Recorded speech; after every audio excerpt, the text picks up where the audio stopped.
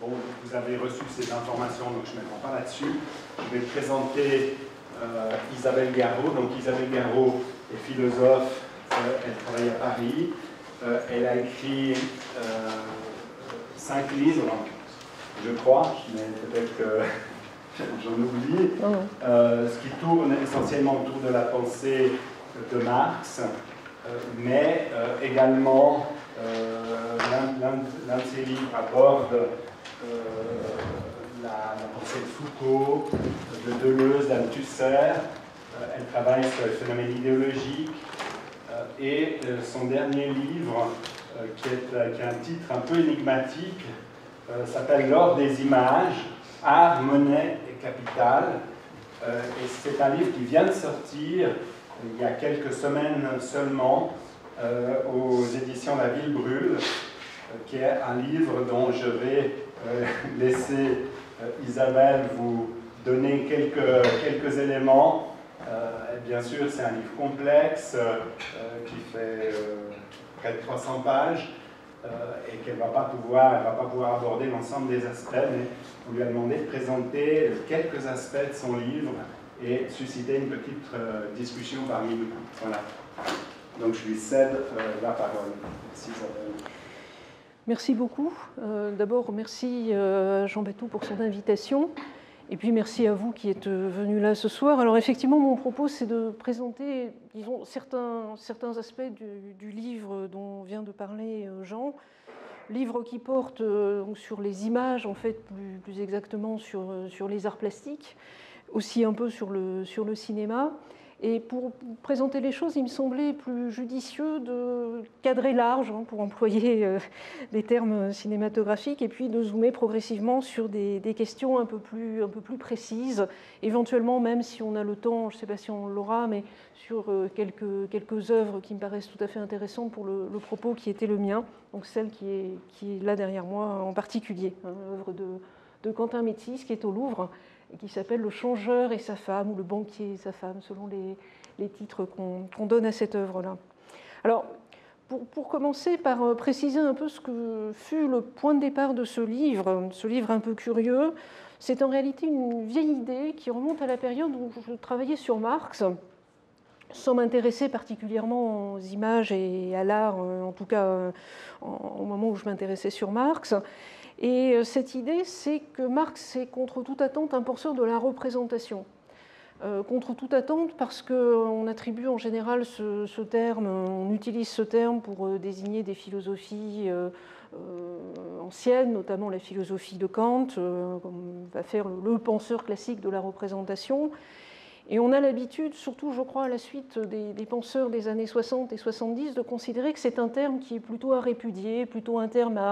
à éviter, et que c'est une notion qui échappe à toute dialectique et à toute dialectisation. Et il me semble que ce n'est absolument pas le cas, et que chez Marx, on trouve cette notion des endroits assez cruciaux, assez stratégiques en fait de son œuvre, pour penser, alors bien sûr les images, je vais y venir dans un instant, mais avant de penser les images, qui n'est pas, comme vous le savez, l'objet principal de Marx, il utilise la notion pour penser les idées, donc de manière assez classique, pour penser les idées et le rôle des idées dans la réalité sociale, et pour penser la monnaie. Alors là, c'est évidemment plus original, puisque contre toutes les notions classiques de représentation qui proposent une espèce de vis-à-vis entre un portrait des choses, une image des choses qui serait en face des choses elles-mêmes, avec la monnaie, on a une représentation qui est à l'intérieur du réel, une médiation qui joue un rôle actif, qui a une fonction tout à fait essentielle. Donc c'est ce point-là qui m'intéressait chez Marx, c'est le fait que chez lui, les idées, la monnaie, les images, les représentations donc en général, ne sont absolument pas des tableaux inertes, mais sont des entités actives qui sont tout à fait partie prenante du réel, qui peuvent fonctionner comme idéologie, je reviendrai dans un instant sur ce terme très rapidement, et qui peuvent fonctionner également comme savoir, qui peuvent aussi fonctionner comme projet émancipateur. Donc là, on a toute une gamme de définitions de ces représentations, au-delà même de ce terme qui reste assez général. Alors, concernant les idées proprement dites, il est facile donc de montrer que pour Marx, les idéologies vont effectivement jouer ce rôle de médiation. Le banquier a disparu. Bon.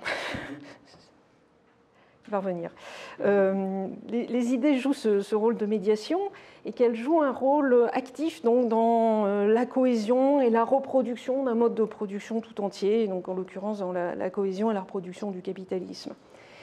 La question est de savoir si on peut appliquer ce concept de représentation tel que Marx le redéfinit, si on peut l'appliquer à l'art. Alors, il me semble que là, c'est plus complexe pour deux raisons. D'abord parce que si on s'interroge sur ce que Marx a dit de l'art, il en a dit finalement assez peu de choses, de façon très brève, de façon très dispersée. Et on a eu à certaines époques la tentation de mettre bout à bout ces différents fragments et de désigner une esthétique marxiste à travers ces textes. Je crois qu'il faut dire clairement que ces fragments sur l'art de Marx ne constituent absolument pas une esthétique. Il n'y a pas d'esthétique chez Marx. En tout cas, c'était absolument pas son projet que de constituer une théorie de l'art à part entière, et on ne la trouve pas chez lui. Ensuite, la deuxième difficulté, si on parle de l'art en termes marxistes, ce qui est mon propos, c'est qu'on se trouve séparé de la question de l'art par, je dirais de façon peut-être un peu maladroite, par une couche très épaisse, peut-être quelque chose qui fait écran, qui est une esthétique marxiste qui s'est développée au XXe siècle de façon très diverse, qui a fonctionné à la fois comme outil d'analyse, comme théorisation, après Marx, donc avec un certain nombre de grands noms de ce point de vue-là, d'auteurs qui se sont réclamés du marxisme et qui ont produit ces théorisations de l'art après Marx. On peut citer des gens aussi différents que Lunacharsky, Zhdanov, Lukács, Brecht, Bloch, Marcuse, Vygotsky, Arnold Hauser, etc. Il y en a beaucoup d'autres. Et puis, à côté de ces théoriciens, évidemment, une esthétique qui s'est appelée le réalisme socialiste en particulier, et dans laquelle on a voulu voir parfois ce que pourrait être une esthétique marxiste. Alors là aussi, je crois qu'il faut être très clair là-dessus. Chez Marx, il n'y a pas d'esthétique normative. Il n'y a absolument rien qui ressemble à des préceptes pour créer un art socialiste. Et si on parle de Marx et de l'art, on se situe évidemment hors de ces traditions, quel que soit leur intérêt par ailleurs. Il y a des choses, encore une fois, très très diverses sur ce terrain-là. L'intérêt de cette question, c'est de noter que autant un certain art engagé a vécu, donc cet art-là a disparu, disons une esthétique de classe adossée à des forces politiques puissantes et à des partis-États, tout ça a disparu, mais que pour autant, et là c'était une des questions qui m'intéressait quand j'ai commencé le travail autour de ce thème, pour autant la question de l'engagement n'a absolument pas disparu. Et j'ai plutôt l'impression, plutôt le sentiment qu'à certains égards, elle revient dans l'art contemporain, dans certains secteurs de l'art contemporain, bien évidemment chez certains artistes et pas chez d'autres. Donc, ni la réflexion sur l'art, ni l'art préoccupé d'intervention sociale et politique n'ont disparu. Les questionnements demeurent et se renouvellent sur le flanc gauche, disons, de ces activités artistiques et critiques, même si ont disparu donc, les esthétiques constituées du passé. Et mon projet dans ce livre, c'était d'aborder donc cette nouvelle formulation d'une question classique, la question de l'engagement, en partant de la question de la représentation, question transversale donc, telle que Marx la pose en tout cas, et qui reste à mon sens féconde. Alors, je voudrais revenir un instant donc, sur ce point. Marx n'a jamais pensé, encore une fois, l'art comme étant voué à l'illustration de thèses ou de choix politiques. Et en revanche, il nous a laissé une approche des différentes activités sociales, dont l'art, bien sûr, des différentes activités sociales dans leur intrication à l'intérieur d'un mode de production donné et dans leur spécificité. Et il a élaboré à cette occasion, sans vraiment thématiser en tant que telle cette question, une réflexion donc, sur la fonction des représentations, ces dernières n'étant absolument pas localisées pour lui du côté de ce qu'il appelle la superstructure, mais que l'on conçoit souvent, trop souvent, je pense, comme une couche qui serait séparée, qui serait coupée finalement d'une base, comme un couvercle ou comme un ciel selon le degré d'autonomie qu'on prête à cette couche. Alors en croisant ces deux approches, je crois qu'on peut reconsidérer la question de l'art autrement que l'ont fait les esthétiques marxistes postérieures à Marx. D'une part, Pour Marx, l'art se présente comme une activité individuelle et sociale d'un type particulier, et qui s'insère donc à sa façon dans le mode de production qui lui est contemporain, comme toutes les autres activités sociales. Et puis d'autre part, et en vertu de la remarque précédente,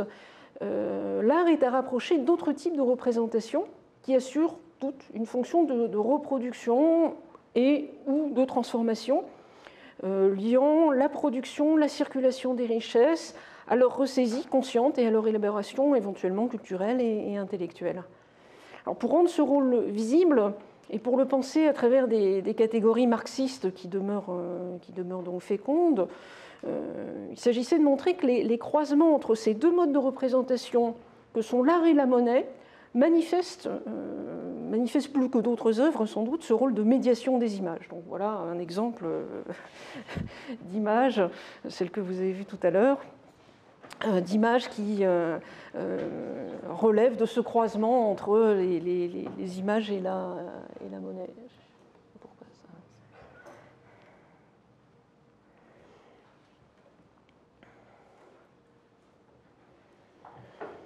Alors, en opérant ce croisement donc, entre l'art et la monnaie, en cherchant des œuvres qui répondent à cette définition, il ne s'agissait pas du tout pour moi de rabattre les œuvres sur le plan de l'économie politique, mais au contraire, je dirais, il s'agissait plutôt de souligner la spécificité de l'art, merci pour la réapparition de l'image en question, de souligner donc la spécificité de l'activité artistique, qui n'a rien d'un isolement, bien sûr, pour autant. Et dans un certain nombre d'œuvres, comme celle-là, le propos de l'activité artistique est de mêler justement de façon à chaque fois singulière le regard de l'artiste sur les activités économiques, en particulier financières, la légitimation ou la critique qu'il va développer à ce sujet. Et ce tableau, de ce point de vue-là, est tout à fait énigmatique. Est-ce une critique? Est-ce une apologie? Sans doute pas une critique, comme on l'a pensé très souvent. J'y reviendrai si j'ai le temps à la fin de la présentation. Une réflexion aussi dans ces œuvres sur la valeur propre de l'œuvre,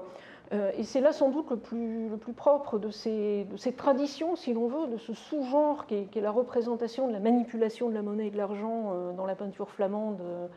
de la Renaissance, c'est qu'on peut lire ces images comme une réflexion des artistes sur leur propre activité, dans la mesure où cette activité est en train de changer et où les tableaux sont en train de devenir des marchandises. Et parfois des marchandises dont la valeur marchande, en tout cas, est élevée. Et on peut penser que ces œuvres, bien loin d'être une condamnation de la manipulation de la monnaie, la manipulation de la richesse abstraite, est une réflexion du peintre sur son œuvre, avec beaucoup d'éléments qui indiquent cette auto-réflexion dans la peinture, à commencer évidemment par l'œil de sorcière, donc le petit miroir qui est en bas de l'image, et puis toutes sortes d'objets sur lesquels je reviendrai, qui indiquent bien qu'on a là un tableau qui s'interroge sur ce que c'est qu'un tableau, ce que c'est qu'une œuvre, à l'époque donc où les œuvres commencent à se vendre, et à se vendre fort cher pour les peintres les plus connus. Donc c'est cet angle un peu étrange qui m'intéressait, et j'ai essayé de traiter en plusieurs points, en commençant par donc cette non-esthétique, cette esthétique absente chez Marx, qui amène quand même à se pencher sur un certain nombre de textes et sur un certain nombre de réflexions de Marx qui sont fécondes, à condition précisément qu'on ne les lise pas comme des éléments d'une esthétique, à condition qu'on les considère autrement. Alors, je vais passer rapidement sur ce premier point qui correspond au premier chapitre du livre, qui concerne donc Marx et son approche de l'art. Pour le dire en quelques mots, son analyse de l'art donc, ne conduit pas à une esthétique, et surtout pas à une esthétique normative, qui imposerait des préceptes aux artistes. En revanche, on trouve chez lui donc deux axes d'analyse qui sont bien plus surprenants et bien plus féconds. Le premier axe, donc, je l'ai rappelé tout à l'heure, concerne l'art comme activité sociale, comme activité donc prise dans une formation économique et sociale donnée et marquée par ses contradictions. C'est, on va dire, la thèse de Marx sur toute formation économique et sociale. Elle est caractérisée par un certain nombre de traits, mais elle est aussi caractérisée par des contradictions qui lui sont immanentes. De ce point de vue-là, Marx va s'arrêter dans l'idéologie allemande, le texte de 1845, sur la division du travail, qui concerne aussi le travail en atelier, le travail des artistes en atelier. Et on a des petits textes qui sont souvent découpés et sortis de leur contexte quand on parle de Marx et de l'art, quelques notes de Marx sur le travail des peintres en atelier au moment de la Renaissance en particulier. Le travail en atelier intéresse Marx aussi dans la mesure où il a bien repéré le fait que les œuvres de ce moment historique sont aussi des productions, et sont aussi des marchandises, même si elles ne sont pas que cela. Alors, le deuxième axe de son approche consiste à confronter l'art et le travail, ou plus exactement l'artiste et le travailleur. Et de ce point de vue, pour Marx, l'art est une activité qui conduit à l'épanouissement exceptionnel de certains individus qui échappent à l'aliénation. Et de ce point de vue, il préfigure, et je crois que c'est là la thèse la plus intéressante de Marx sur la question de l'art, l'activité artistique préfigure à petite échelle, disons, et de façon seulement locale et seulement partielle, l'émancipation communiste en tant qu'elle est une émancipation des individus. Et Marx ne cessera de répéter que l'émancipation communiste, c'est l'émancipation des facultés individuelles,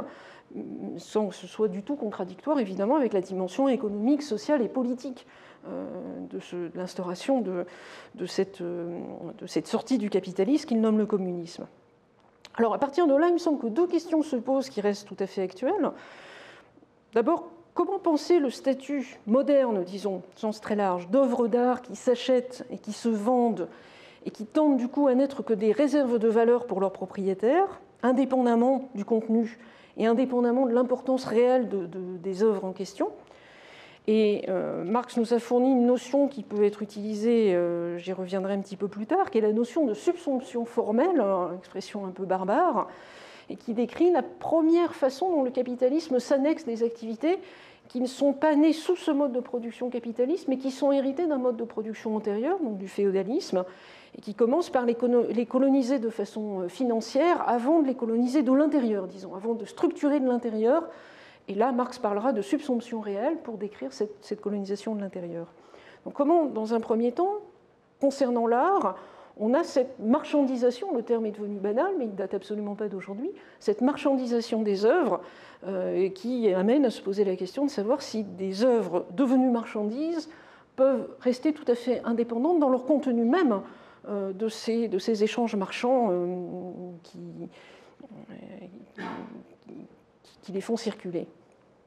Et puis, d'autre part, que penser d'une émancipation, dès lors toute relative, et qui n'est au mieux finalement qu'un privilège local, peut-être le vestige même d'un statut ancien, un statut de ce qu'on appelait les arts libéraux,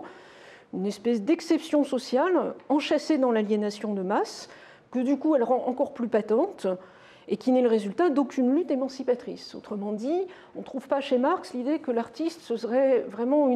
un modèle social qu'on pourrait proposer comme contre-exemple et qui permettrait de dépasser l'aliénation du travailleur, parce que là, on a justement une non-aliénation ou une moindre aliénation qui n'est le résultat d'aucune lutte politique et d'aucune lutte sociale, en tout cas d'aucune lutte sociale de masse. Donc, là aussi se pose la question politique très directement d'une transformation révolutionnaire du capitalisme. Alors, les vertus critiques, disons, de l'activité artistique, telles que Marx la pense, sont lisibles sous cet angle politique, me semble-t-il, et l'amènent à réfléchir de manière constante, sans qu'il y ait de conclusion définitive là-dessus, sur la façon dont cette activité artistique entre en contradiction avec le travail exploité et avec ce qui est, d'un côté, sa tendance à l'intégration dans le travail exploité, et de l'autre côté, les possibilités de résistance qu'on y trouve à l'exploitation et à l'aliénation. Donc, toutes ces questions me semblent assez intéressantes si on les reformule pour penser la situation et des artistes et d'une partie, en tout cas, de l'art contemporain. Alors, à partir de là, j'ai essayé de suivre, je laisse de côté Marx, mais j'ai essayé de suivre dans l'ouvrage ces pistes que je viens de désigner là, en essayant de voir comment, à travers l'histoire de l'art, pas dans son ensemble, ce serait absolument délirant et ce n'était pas mon projet, mais comment, à certains moments de l'histoire de l'art, on trouve ces croisements entre l'art et la richesse. Alors, l'art et la richesse sous la forme de l'or, hein, dans un premier temps, sous forme de matériaux or tel qu'il intervient dans un certain nombre d'œuvres, et puis les croisements entre l'art et la monnaie qu'on trouve ici, où là, l'or n'intervient pas comme matériau de l'œuvre, mais où l'or est représenté par le peintre. Si on tire ce fil-là, on s'aperçoit que finalement, il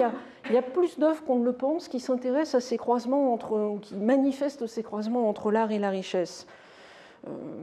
Ce n'est pas du tout un hasard. Je crois que là aussi, si on analyse les choses de façon marxiste,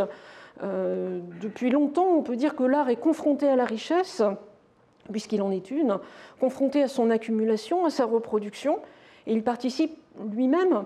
à l'élaboration collective de significations qui légitiment ou qui dénoncent, à l'inverse, plus tardivement pour ce qui est de la dénonciation, mais qui légitiment pendant longtemps les rapports sociaux existants. Alors, c'est le cas de l'or. Si on prend l'or comme matériau, hein, dans la tradition byzantine du fond d'or, on trouve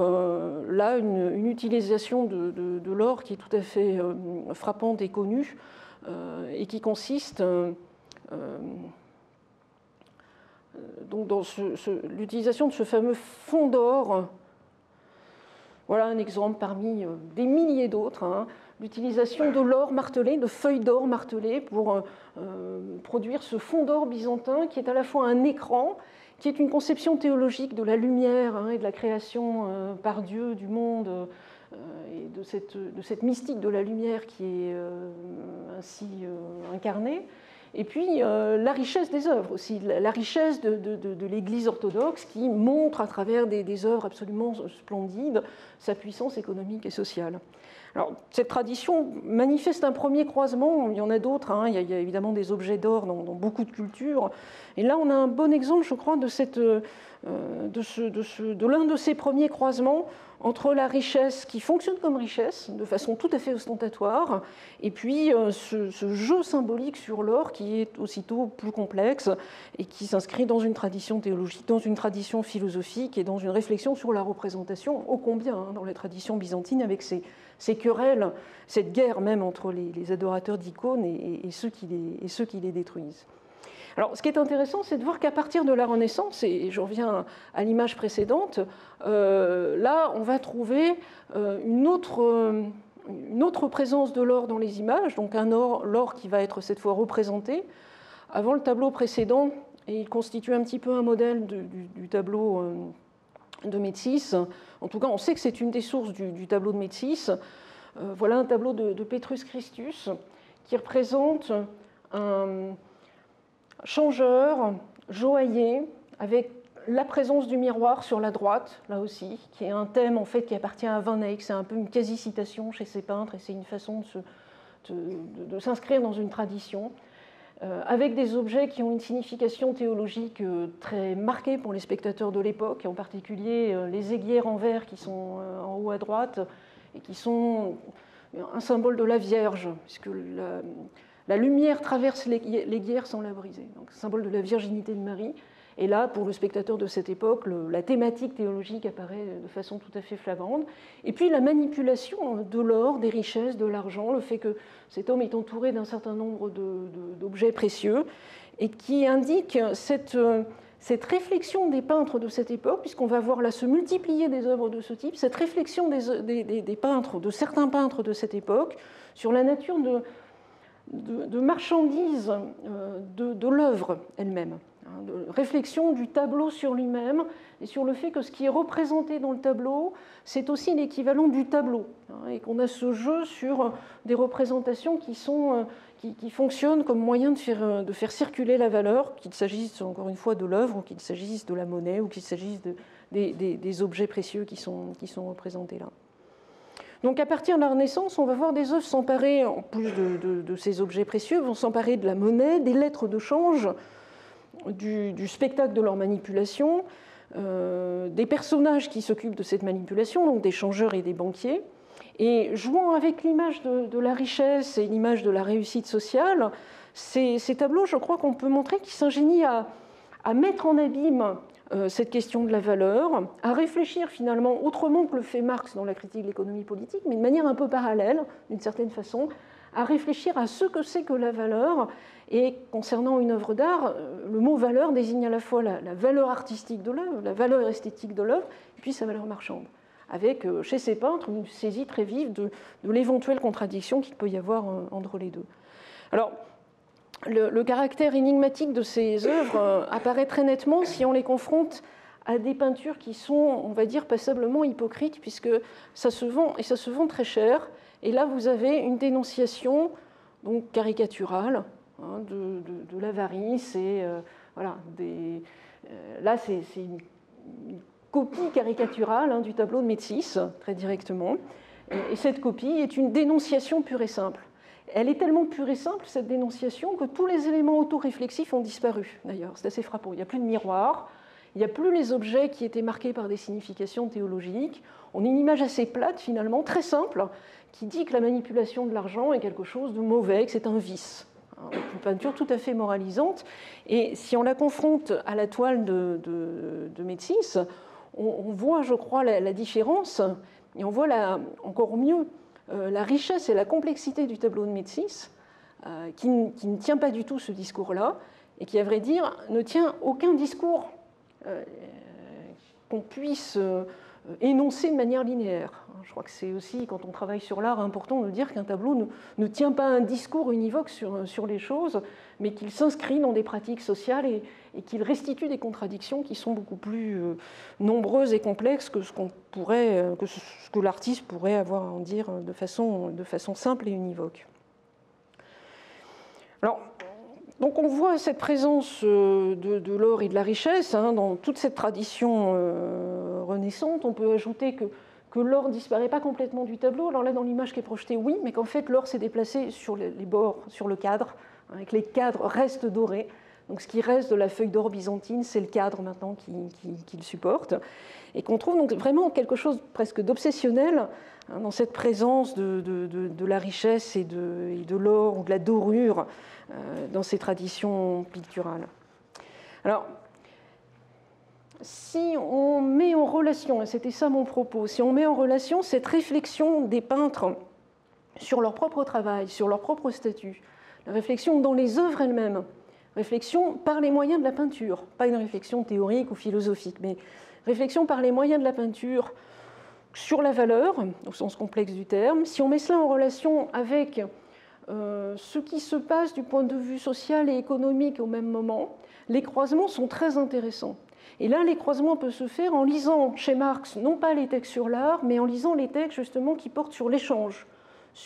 marchand, sur la façon dont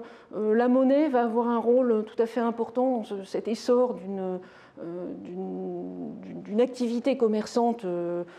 à cette époque-là, et comment on a un jeu d'écho là qui s'instaure entre donc, cette montée de l'échange marchand d'un côté, qui n'est pas le capitalisme, qui le prépare bien sûr, mais qui n'est pas le capitalisme, et cette réflexion dans la peinture sur la valeur. Petit texte de Marx de ce point de vue-là qui me paraît éclairant, qui est tiré des Grundrisse, donc de ce brouillon du Capital que Marx rédige à partir de 1857, et il dit « Ce qui rend particulièrement difficile la compréhension de ce qu'est l'argent, dans toute sa déterminité d'argent, c'est le fait qu'un rapport social, une relation déterminée des individus entre eux, apparaît comme un métal, une pierre, une chose purement corporelle, qu'on trouve telle qu'elle dans la nature, et dans laquelle ne subsiste plus aucune détermination formelle qu'on puisse distinguer de son existence naturelle. » Donc ces textes interviennent au moment où Marx parle de cette fascination pour l'or, et où on a l'impression que l'or, c'est de la monnaie, c'est par essence la monnaie. Et Marx va essayer de montrer que ce n'est absolument pas le cas, que là, c'est la construction d'une monnaie de convention qui va à la fois utiliser l'or comme matériau dont la valeur est déterminée, comme toutes les marchandises, par le temps nécessaire à sa production, et qui va servir d'étalon universel à un moment donné pour mesurer l'ensemble des autres marchandises. Donc, formation d'une convention qui fait que la monnaie, c'est bien une représentation, Et que dans ces tableaux, vous avez un discours qui est assez proche, ou une réflexion qui est assez proche de celle de Marx sur le fait que la monnaie, c'est la représentation. Et c'est la représentation de l'or par un peintre qui n'emploie plus l'or pour représenter les éléments métalliques qui sont dans le tableau, mais qui emploie des pigments, et qui, à travers cet emploi des pigments, montre sa virtuosité et se fait payer pour ça, précisément. Donc plus du tout par l'utilisation directe du matériau qui fait que la valeur d'un tableau, à l'époque byzantine ou encore pendant longtemps après que l'usage de ces matériaux précieux continue de déterminer la valeur de l'œuvre, c'est les commanditaires qui vont demander tel poids d'or, tel poids de bleu, telle quantité de matériaux précieux et payer par avance l'artiste pour l'emploi de ces matériaux précieux. Ici, non, ce n'est pas le cas. Vous avez des pigments tout à fait classiques, mais en fonction de la capacité à représenter le mieux possible, on va dire, pour aller vite, aussi, de façon aussi hallucinatoire que possible les métaux précieux, et bien là, on va avoir une virtuosité qui est rémunérée comme un savoir-faire et comme une compétence détenue par l'artiste. Donc l'analyse de Marx, si on la met en relation avec cette tradition renaissante, permet de rejeter l'idée que les métaux précieux porteraient en germe leur utilisation comme monnaie, et permet de rejeter aussi une idée qu'on croit voir en transparence quand on voit ce tableau, c'est-à-dire l'émergence du capitalisme. On a lu ce tableau à tort, je crois, comme un tableau moralisant qui dénoncerait la manipulation de l'or et de l'argent, c'est faux. Et on l'a lu aussi comme ce qui raconterait l'émergence du capitalisme et quelque chose qui émergerait fatalement de l'apparition des activités marchandes qui, de manière absolument inéluctable et linéaire, conduiraient au capitalisme. Or, Marx prend bien soin de dire que ce n'est absolument pas le cas, et quand on regarde ces tableaux, là aussi, on peut dire que ce n'est absolument pas le cas, et qu'on ne trouve pas là d'indice qui permettrait de dire qu'on est dans un cadre d'activité capitaliste. On est dans le cadre du marché, ça oui, mais il y a un marché non capitaliste, bien antérieur au capitaliste, voire même qui coexiste avec le capitalisme, sans appartenir à ce mode de production en tant que tel. Donc on est bien du côté ici de cette réflexion sur un fonctionnement économique et social qui a ses propres traits, que les peintres mettent ici en évidence, et qu'on peut relier de façon dialectique donc avec la production d'œuvres d'art qui sont elles aussi des richesses, quelque chose d'une mise en abîme qui fonctionne dans ces tableaux.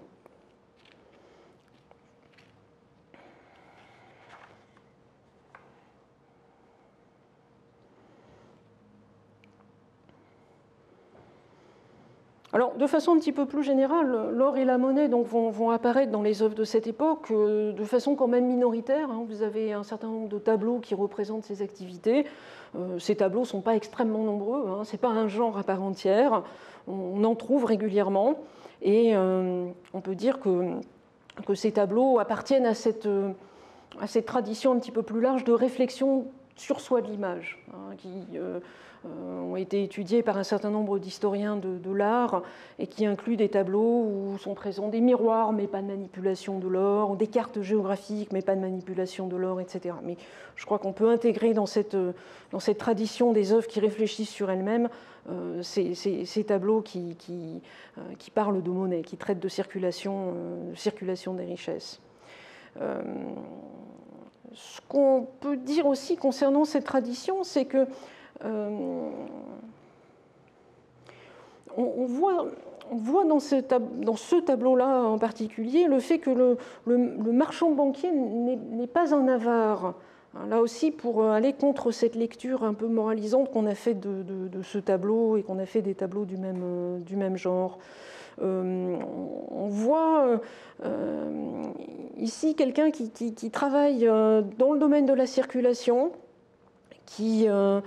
sait remettre en circulation les richesses qu'il obtient en vue d'accroître donc un capital marchand initial,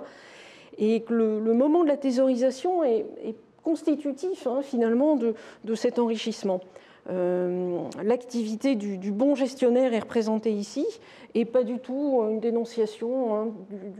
d'un trafic qui serait honteux, avec d'un côté la femme qui feuilletterait ce livre pieux et qui ne s'intéresserait pas, on voit bien à son regard que c'est tout le contraire, qui ne s'intéresserait pas ou qui condamnerait les activités de son mari. Or, elle regarde beaucoup plus les activités de son mari que le livre pieux. Et on a en fait une intégration très savante dans ce tableau des symboles théologiques et de la vie sociale.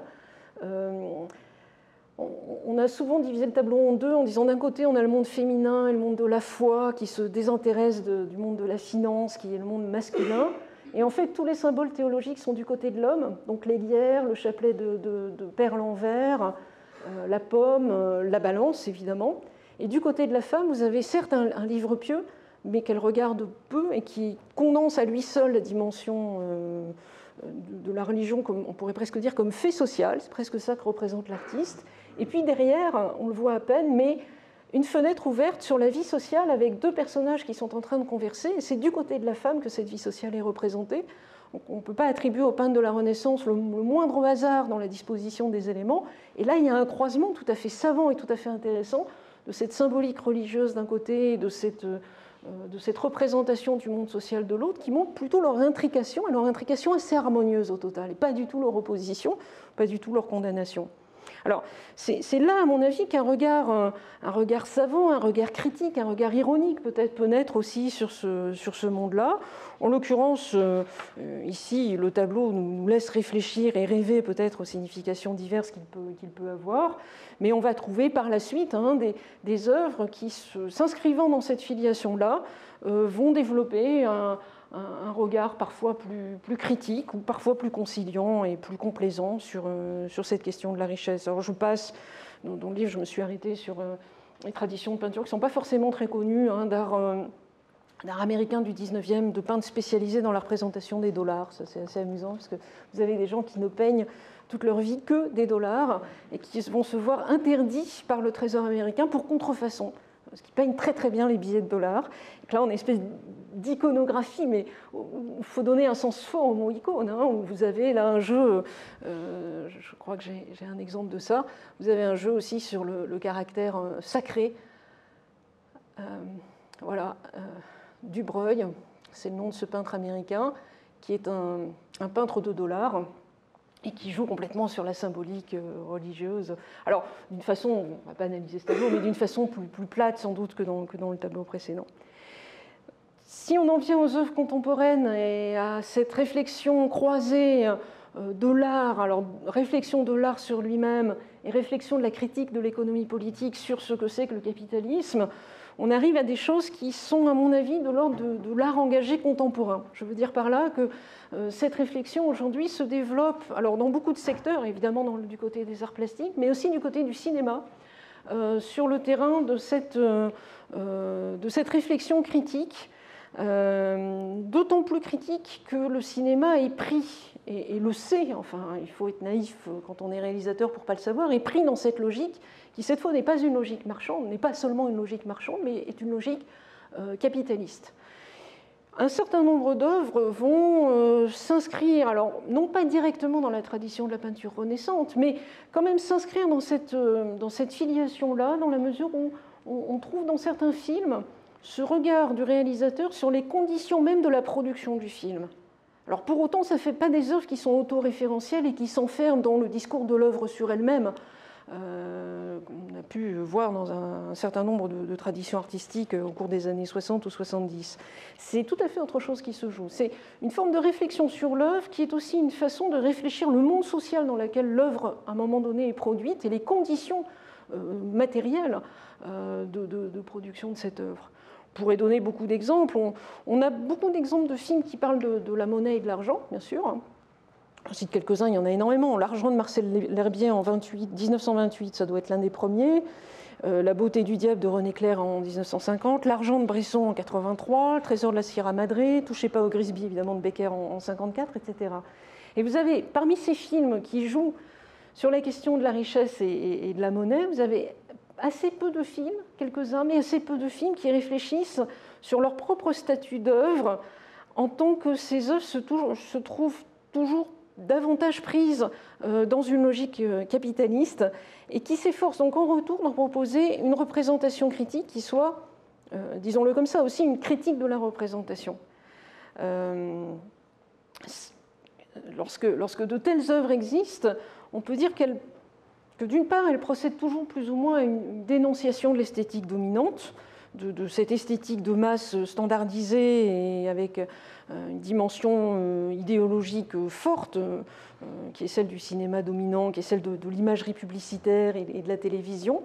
Mais on trouve aussi là une critique de cette esthétique qui va de pair avec cette réflexion donc, sur les conditions de production du film. Je n'ai pas le temps de développer là ce point de vue important, mais je voudrais quand même citer un ouvrage de Jean-Louis Comolli, qui est un auteur qui me semble très important, et un cinéaste très important sur ces questions-là, et qui dit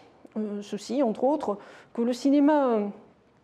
en tant qu'agent de la spectacularisation du monde, en est pourtant devenu la conscience critique. Et il dit ça dans un très beau livre qui s'appelle « Voir et pouvoir », où il analyse justement cette dialectique complexe. Alors, je crois que c'est une telle contradiction qui est propre au secteur de la création artistique, pour autant que ce secteur relève maintenant de la production culturelle capitaliste, qui va déplacer et redéployer les enjeux de la dialectique représentative dont les logiques multiples, on l'a vu tout à l'heure, traversent finalement toute la réalité économique, sociale, politique, esthétique aussi.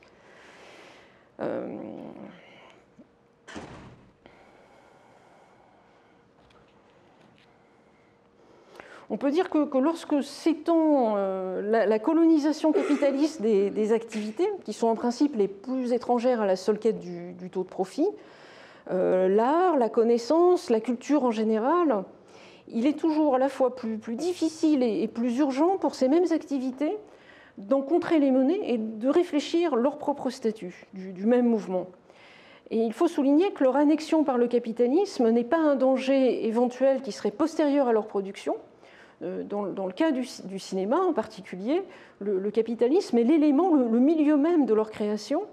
Et on peut considérer que sa logique hante de l'intérieur les œuvres, y compris les œuvres les plus subversives ou qui se veulent les plus subversives. Le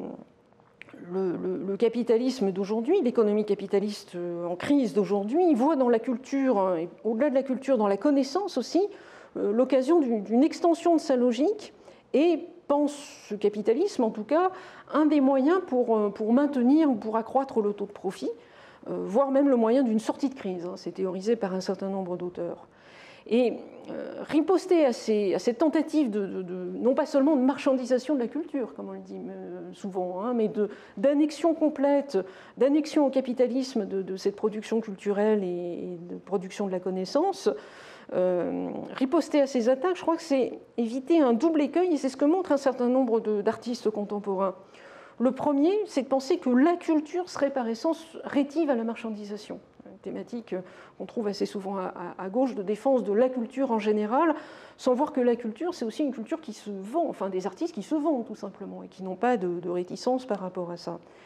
Et croire que la culture serait par essence subversive, ce qui me semble une grande naïveté. Et de l'autre, de penser à l'inverse que l'art est entièrement marchandisé, que la connaissance, ça y est, c'est fait, elle est entièrement annexée par le capitalisme et qu'il n'y a plus du tout de possibilité de résistance de ce côté-là. Là aussi, si on analyse les choses à la lumière de ce que Marx a pu dire du capitalisme et des contradictions, on oublie souvent ça, des contradictions qui traversent le capitalisme, les activités culturelles, les activités artistiques, les activités qui concernent la connaissance ne s'intègrent pas telles quelles simplement au capitalisme. Elles restent pour une part extérieure, pour des raisons de fond que je n'aurai pas le temps de développer là, mais pour des raisons de fond, elles restent pour une part extérieure, comme la force de travail elle-même en fait. C'est-à-dire comme il est impossible pour le capitalisme de transformer en marchandise intégralement la force de travail. De la même manière, la force, disons, de création, qui est celle d'un artiste, qui est celle d'un chercheur, qui est celle d'un enseignant, qui est celle de tous les gens qui travaillent dans ce secteur-là, ne peut pas être intégralement transformée en marchandise capitaliste. Et là, il y a la possibilité, alors simplement la possibilité, de formes de résistance. Et pour que ça devienne autre chose qu'une simple possibilité, il faut que s'en empare des gens qui fassent un choix politique. Et qu'à ce moment-là, cette dimension politique de ce choix apparaisse aussi dans leur travail intellectuel, critique, artistique, apparaissent comme tels. Mais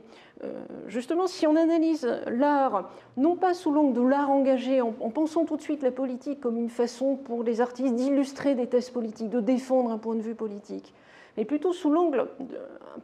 plus intérieur, disons, aux activités elles-mêmes, de formes de résistance à l'intérieur même de ces activités,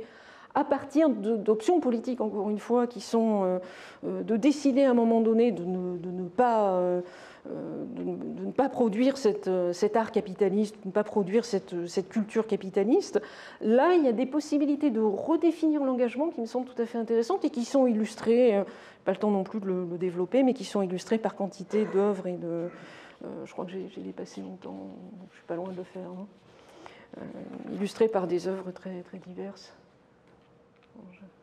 5 minutes. 5 minutes. Alors pour conclure très très rapidement,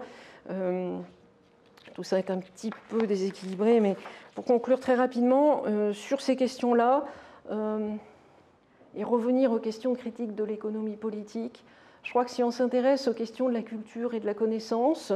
on se retrouve là sur un terrain où plusieurs théorisations ont été produites du côté du marxisme, disons au sens très large. Et il peut y avoir, à mon avis, il devrait y avoir un débat un peu plus nourri que celui qu'il y a actuellement sur les travaux en particulier ce qu'on appelle le capitalisme cognitif, donc les travaux de Tony Negri, qui disent finalement que le capitalisme est en train de s'autodétruire tout seul, tranquillement, sans qu'on ait besoin de pousser derrière, parce que les activités intellectuelles ont pris une telle place que ce capitalisme en a fait la première des forces productives. Et ce capitalisme qui a fait de la connaissance et de l'art la première force productive est incapable en fait de supporter la pression inhérente à ces activités qui sont fondamentalement libres et émancipatrices, et va donc, par sa radicalisation même, par le fait que ce capitalisme est en train de coloniser tous ces secteurs, ce capitalisme va se défaire de lui-même en se confrontant à cette puissance-là qui est complètement étrangère au capitalisme. Et Negri ou des gens comme Yann Boulier-Boutan, qui se situent dans la même tradition, expliquent que finalement ce sont les intellectuels précaires qui aujourd'hui sont la force sociale sur laquelle peut reposer une transformation radicale du mode de production.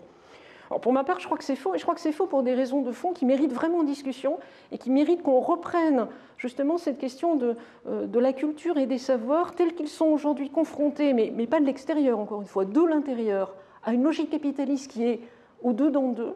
et comment on peut justement, à l'intérieur de ce monde capitaliste, faire jouer des contradictions qui sont très fortes, qui sont pas aussi... Ils ne sont pas celles que décrit Negri, mais qui sont très fortes entre cette tendance du capitalisme à s'annexer complètement ce travail de création, mais en s'annexant ce travail de création, il fait comme pour le salariat, c'est-à-dire il transforme le travail vivant en travail mort. Il transforme la création artistique en œuvres qui s'achètent et qui se vendent. Il transforme le savoir en logiciels qui s'achètent et qui se vendent, etc. Et cette logique du travail mort le met en contradiction avec ce qui est la source permanente de ce travail mort, à savoir le travail vivant, qui ne peut s'annexer, en tout cas pas intégralement. Et là, dans cette contradiction, il y a aussi un travail à la fois, alors politique, bien évidemment, militant, bien évidemment, mais aussi un travail des chercheurs, des intellectuels, des étudiants, des enseignants, sur le terrain même de cette contradiction, où les enjeux sont extrêmement importants, et où dans la situation dans laquelle on se trouve aujourd'hui, donc d'un capitalisme qui est en crise profonde et qui est entré dans une phase de, je crois, dévastation comme on en a rarement vu, j'espère me tromper, mais je pense que c'est un peu ça qu'on est en train de vivre, ces questions-là reprennent du coup une grande importance, alors même qu'on a pu avoir des regards un peu désenchantés ces derniers temps sur le fait que l'art, la culture, tout ça était loin maintenant des questions politiques et des questions de l'engagement telles qu'on avait pu les poser de façon traditionnelle. C'est loin des questions traditionnelles, mais à mon sens, elles reprennent des enjeux qui sont encore plus importants que ceux qui étaient présents dans des formes d'art un peu sclérosées qui se sont réclamées à un moment donné du socialisme réellement existant et ce genre de choses. Voilà, je m'arrêterai là, je vous remercie. Merci.